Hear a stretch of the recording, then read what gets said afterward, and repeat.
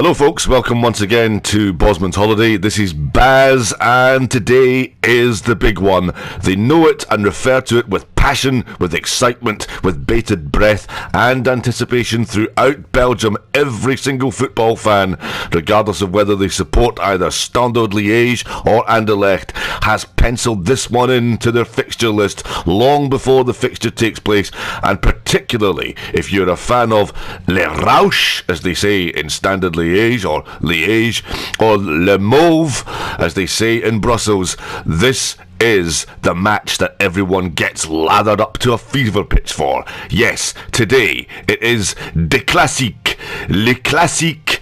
It is Anderlecht against Standard Liège.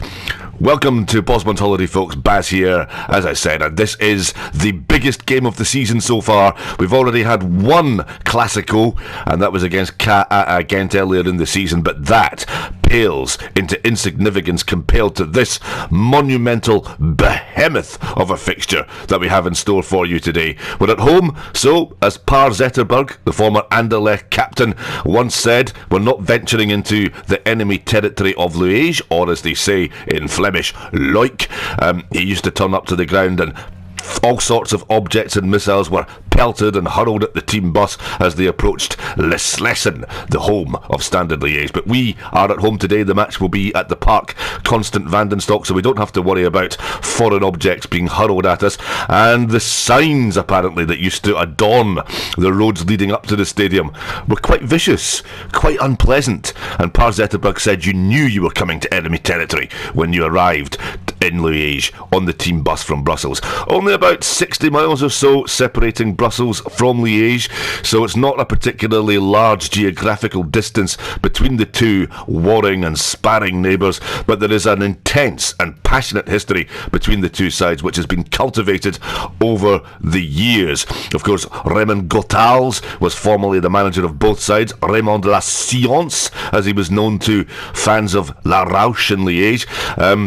Other players other managers who've jumped ship, Robert Vaseghi, I think, was once a legendary figure at both Anderlecht and Standard Liège. There have been so many folktales, so many myths generated and broiled over the years between these two sides. Of course, they are two of the big three in Belgium, the other big club being Club Brugge. Now, if we take a look in a moment at the league table, we will see that Anderlecht are currently top of the pile.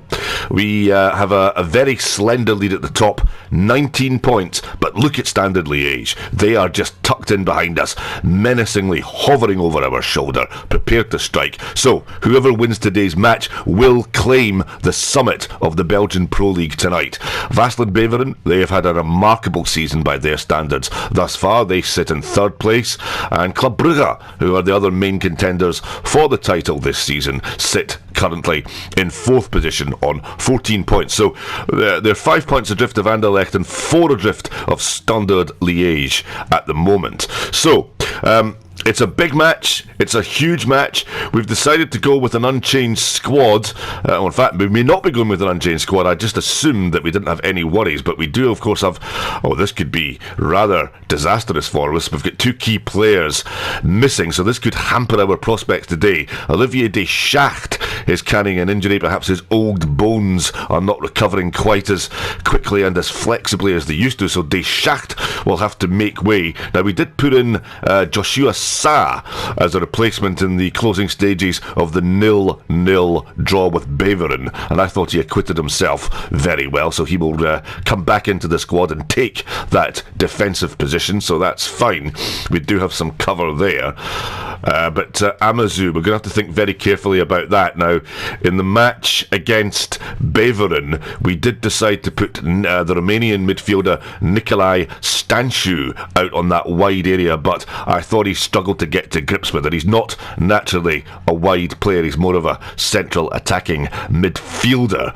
So I think we're going to have to search diligently and thoroughly through our squad to find a like-minded replacement. Let's look for a left-sided player. So Amazou will have to drop out. That's a real disappointment. disappointment, because I thought Amazu could have got at a really soft left-hand side on the Standard Liège squad. That's one of the areas that Standard Liège have a deficiency in, so that's quite disappointing that Amazu will not be in a position to exploit that due to his injury. So let's just see. There we go. We've got Saif, who can play. Ostensibly, he is a left winger, not quite a left back, but we'll go with Saif on that side, so that's fine. And Amazu can drop into the sick bay and receive treatment. Other than that, we're going to go with an unchanged squad. We've got Tia Doderic, who retains his place up front despite the attentions of our £4 million signing from Leicester City, Leonardo Aloa. Tia Doderic has had some absolutely fantastic performances of late, and he will be partnered on the left by Onorakuru, who also keeps his place ahead of Hane, and Gherkins on the right. Saif will now play wide left. Trebel and Coombs are the central midfield partnership, and Chipeshu will provide the width on the right. Midfield looks, well, take care of itself really with Trebel and Coombs, and the defensive trio will now be augmented by Joshua Sa, who comes in for the injured Olivier Deschamps. So the back three will now be Sa, Den Donker and Spasic, and in goals the inimitable number one, Sells, who has not put a foot wrong throughout the season, and indeed in very desperate moments has kept us in matches, particularly in the goalless draw against Beveren. He had some very important saves in the match to keep us on level pegging. So that's the team that I have put my faith in today to get the points in Le Classique, in De Classique, against Standard Liège. Now, as I said, it is a fixture that is absolutely imbued with passion, sincerity, commitment, hard work, but also flair. In Anderlecht, in Brussels, the people of Liège disparagingly call them bourgeois. So there's a political dimension to this match as well. The people of Liège consider themselves to be the pragmatic, proletarian working class heroes. They go for commitment, they go for hard work, whereas even if Anderlecht win, if they've not won the match with panache and flair, the locals can get rather restless and not accept even a victory if the performance is of a substandard level. As we found out ourselves, we've had howls of derision raining down from the terraces when we haven't particularly played well. So anyway, let's get into this. Oh, in fact, we still appear to have a problem here. And that would be because, rather remiss of me, I've kept Deschamps on the bench, so we need a bit of cover there. Right, we'll go for Delacroix as the replacement substitute, and that should settle the issue, and we should be ready to go now for the Classique. Le Classique, Der Classique, Anderlecht against Standard Liège. This, of course, the biggest match of the season thus far. Both sides will be playing in their traditional jerseys, and both sides will be rabidly hoping that they can get one over their biggest rivals today in the first encounter between the two sides this season. Now, a sociologist in Brussels once did say about this fixture, referring more particularly to Liège fans, that you can change your sex, but you can't change your club. And I think that's a very apposite saying about a lot of football rivalries throughout the world. Of course, this match can be compared to Rangers Celtic, Liverpool Manchester United, Barcelona Real Madrid, Inter Milan AC Milan. This match has those contours, it has those vicious heavyweight rivalry saturated throughout it. It is a match that both teams dare not lose. So here we go then.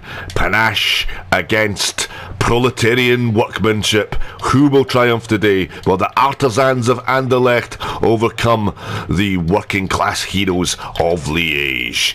Ball comes in, and there's a slight mistake there, and Trebel has to look lively. Gets out to Saif, the new boy, who lays it across to Den Donker, and Den Donker, looking for space, finds Chipachu. Trebel plays the ball forward. This is good play from Anderlecht. Nice play retaining the ball, and Cavanda has it now for Standard Liège. That's a misplaced pass. That's a poor ball, and Saif picks it up, but there aren't too many options ahead of him, so he has to carefully lay the ball back to Joassu, also coming into a match today on the back of a substitute appearance against Beveren. So it's not ideal preparation for these two lads. We've had to make alterations to a relatively settled squad, which may be a reason why we've not settled quite as comfortably in the early stages as I hope we would, as we give the ball away again. And that's a good tackle by Coombs, sliding in, just gets a knee to it in the side, the centre circle. Yeah, the players have settled in with a bit of trepidation from an Anderlecht perspective. So the settled rhythm of the squad has, I think, been disrupted slightly as we try and get in behind there, but Cavander covers. So yeah, that settled rhythm of the squad has been disrupted slightly by the two changes that were enforced upon us as Jules Cop comes forward now for Standard Liège. He's got options in the middle and he squares it across, and Sells comes flying out of his goal and manages to get a hand on the ball, and Anderlecht come forward, and that's a great pass. And here's Gerkens, he's got Teodoric in the middle if he can find him, flicks the ball in. Teodoric can't get the header on, but it was not a ball dripping with quality from Gerkens, let's be honest. Mpoku, that's a good pass inside to Durjakop, who then lays it into Carlinos, but then Donker's alive to the danger and gets a foot in and probes the ball away. Coombs back now to Spasic. Spasic plays the ball out to Josue, and it goes forward to Onoruku. Onoruku now to Teodoric, who's dropped deep again, but that's a good ball through, and I think it almost got it through, almost slipped inside there to Gerkens, who was lurking with dangerous intent, but Pognoli managed to read the danger and flick the ball out for a corner kick now to Anderlecht.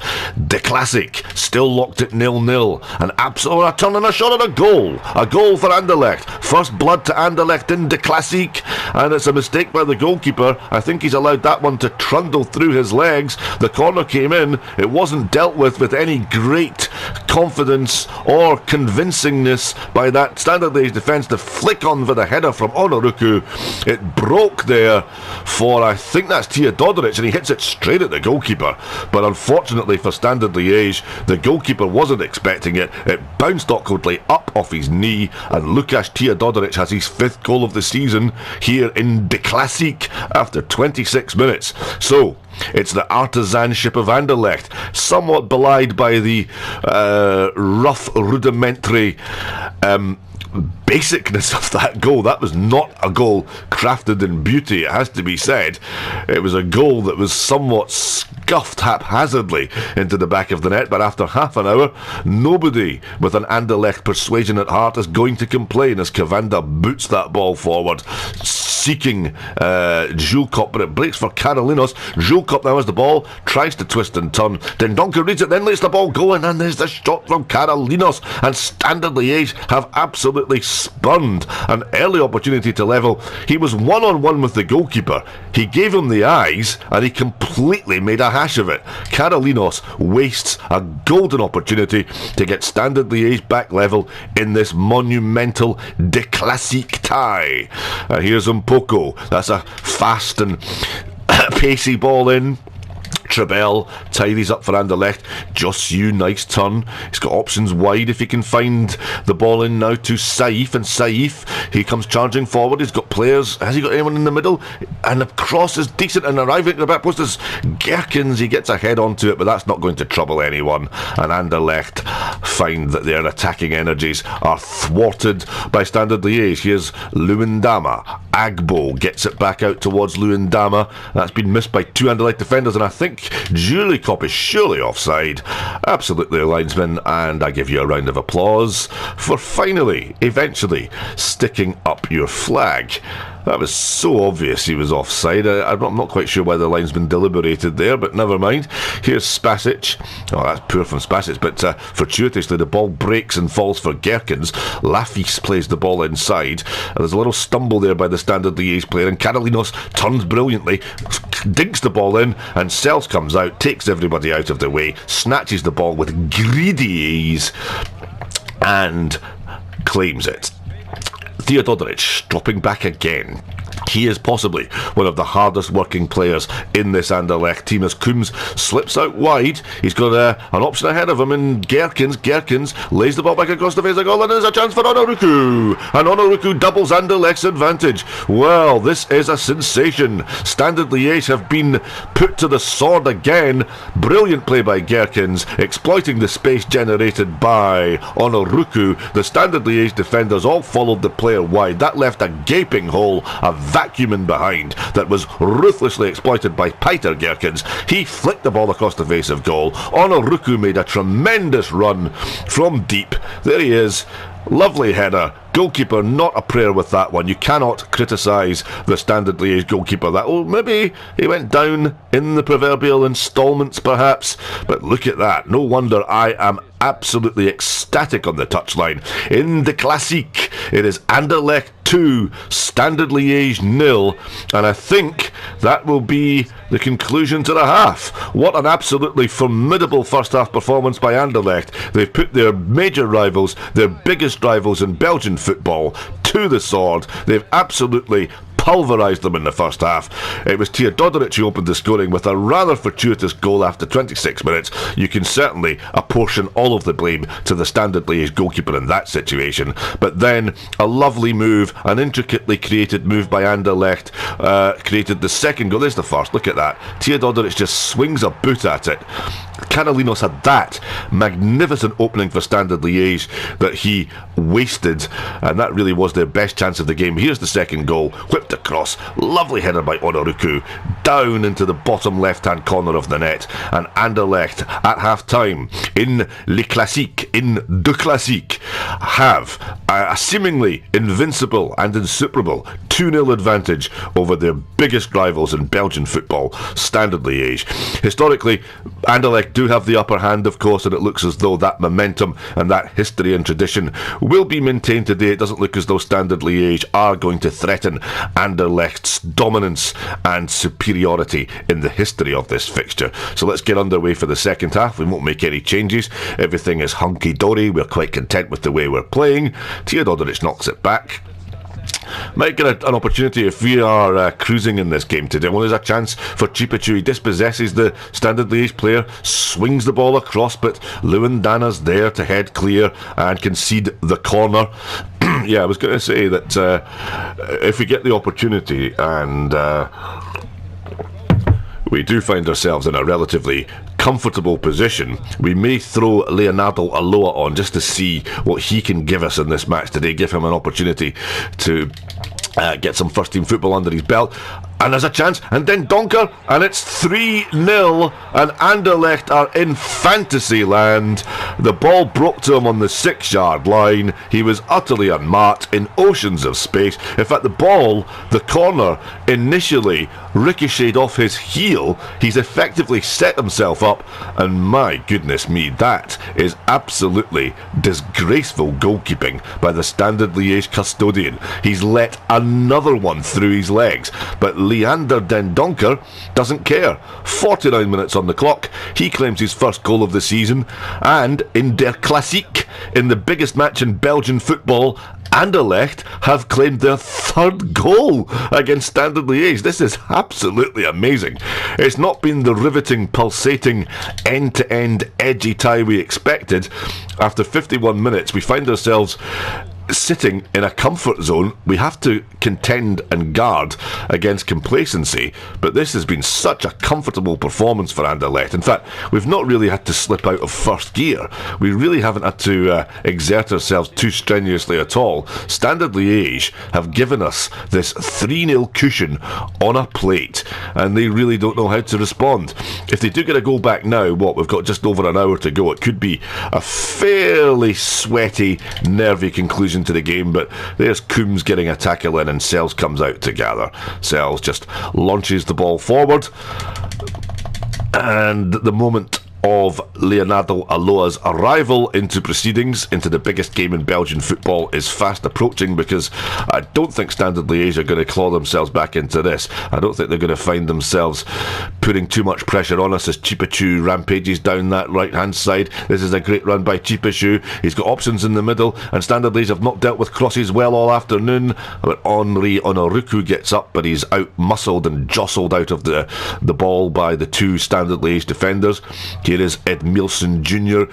That's the first time we've mentioned him. He's not really been much of a presence for Standard Liège today at all, and La Rouche are struggling, but the ball comes into the box. Carolinos perhaps should have done better there, flicked inside, but the ball drops into the 6-yard box, and Sells commands that area with impregnable ability, snatches the ball at the foot of the Standard Liège striker rather.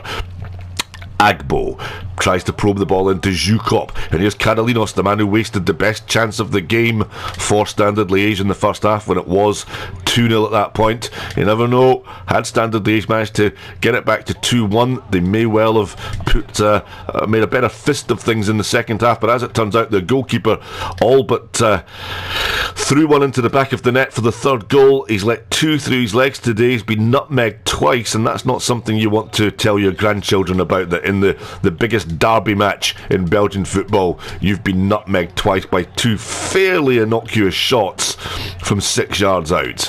Here's Saif, he's had a good game today. Teodorovic lays the ball inside. Gerkens has Saif on the overlap advantage. Chipachu, I thought he could have crossed that. He elected to shoot, and that's why he lost possession. And with 10 minutes to go, and with a 3-0 lead, I don't think Standard Liège are going to cause us too many problems. I could be accused of complacency if this all goes wrong, if we have a sudden collapse in the last 10 minutes, but I don't think that's going to happen. So we'll bring Leonardo Aloa on, and we'll also bring Stanchu in his preferred position of attacking midfield. And I think we'll also bring Gerkens has had a good game, he deserves a little rest. Bruno will come on for Gerkens. Bruno's last appearance from the bench produced a goal in the 4-0 demolition job on Kortrijk. So there we go, triple substitution for us, and also a substitution for Standard Liège. Marin comes on for Leon Dana. Yeah, Leon Dana's not exactly made much of an impression on the match today, but there's our triple substitution taking place. Just give those players a rest, a chance to already look ahead to the next fixture. I have to say, I didn't expect to be in such a comfortable position, but here is Trebel, has the shot, straight down the goalkeeper's throat, and for once, Okocha makes a save for Standard Liège, and that was greeted with some ironic cheers from their supporters. Here is Onoruku, flicked out wide to Saif. Saif holds the ball up, and he's going to prepare to shoot. Here he is, but it takes a deflection flush off Agbo's head, and I think that one might just dribble out for a corner here for Anderlecht. Nope, it's a goal kick, but we have 5 minutes remaining. It is an absolutely unbelievable scoreline of Anderlecht 3, Standard Liège 0, a match that was billed as the top 2 clashing, and certainly was predicted to be tight, edgy, and a chance for Standard Liège. And again, this time Edmund, he's borrowed Carolinos' shooting boots, and he's absolutely blazed that one high, wide, and ain't handsome. Sells trying to build from the back. That's a bit risky, a bit too close, and we've lost possession.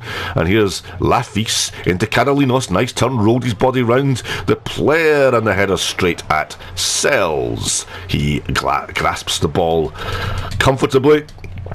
And there's another chance now for Onoruku to get in behind this Standard Liège defence. He's got players in the box if he looks up, but that's an awful cruel. It almost caught the Standard Liège goalkeeper Okocha unawares, and that is the last action of the match. A game that was predicted to be tight, a game that was predicted to be perhaps limited in chances or goal scoring intent, has proved to be anything but. It's proved to be quite the reverse. Nobody expected Anderlecht to win this one quite as comfortably as they did, particularly after our rather awkward and insipid 0-0 draw with Vaslin Beveren in our last outing. But Teodorovic, Onoruku and Den Donker have produced the goods today to flatten Standard Liège, to momentarily, or at least temporarily, deflate ignite and temper their title ambitions, whereas Anderlecht move on from strength to strength. Let's just have a look now at the league table. A couple of other results: Excelsior Mouscron 2, Mechelen 2, Vaslin Beveren 0, Royal Antwerp 2. That's a bit of a surprise considering how well Vaslin Beveren have played thus far this season. And of course we did have an opportunity to see them in the flesh last weekend, and they didn't disappoint. They gave us a really good going over despite the 0-0 draw. We were fortunate to come away from Beveren with that point, so losing at home to Antwerp's a bit of a shock.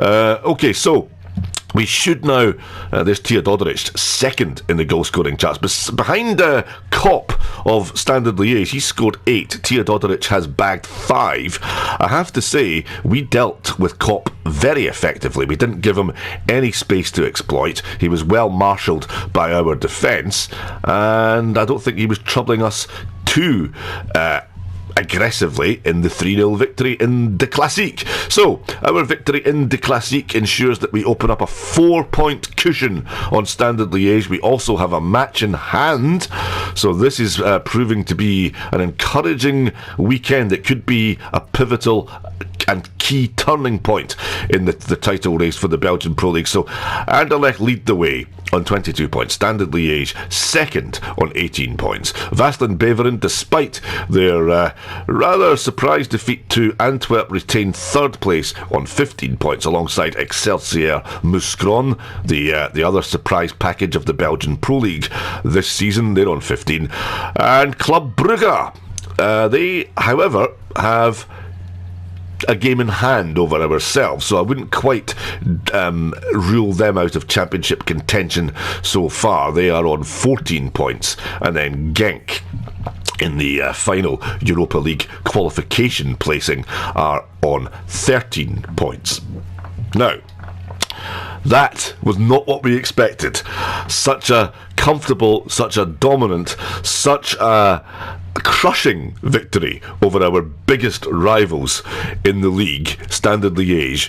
That certainly was not what I was anticipating. I fully expected a much tougher game. I fully expected chances to be at a premium, but we have won, and let's go out in the pubs. Let's go out for a few beers in Brussels tonight.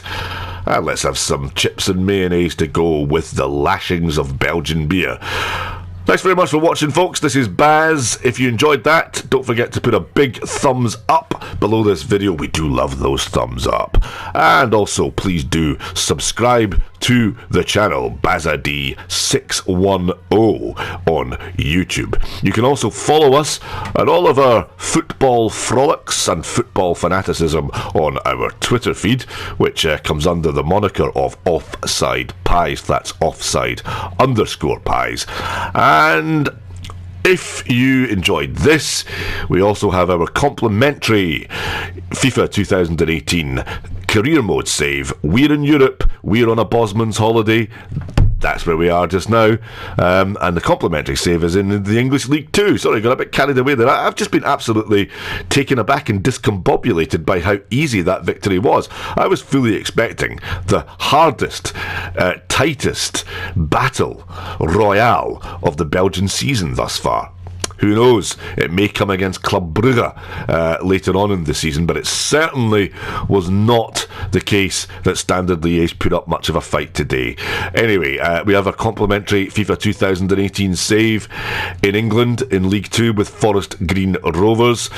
We're kind of hovering around the playoff position. If you want to watch that on our YouTube channel, BazAD610, all the videos are there for your viewing pleasure. And of course, all the previous videos from Bosman's Holiday are there. So we've got Bosman's Holiday and Pyramid to Premiership. All the videos, all the chat, all the action, all the thrills and spills are there at your disposal on BazAD610. In the meantime, thank you very much for watching, and we'll be back with Bosman's Holiday tomorrow.